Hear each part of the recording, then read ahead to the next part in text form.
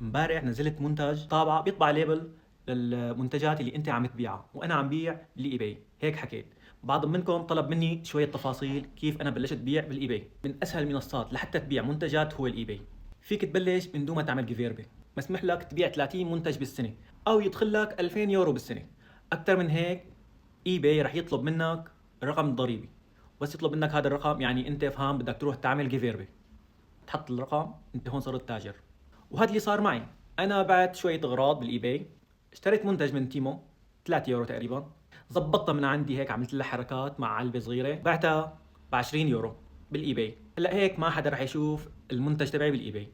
كيف الناس بتشوف المنتج تبعي؟ عن طريق الاعلانات تبع الاي باي. انت ما بتدفع حق الاعلانات. امتى بتدفع حق الاعلان؟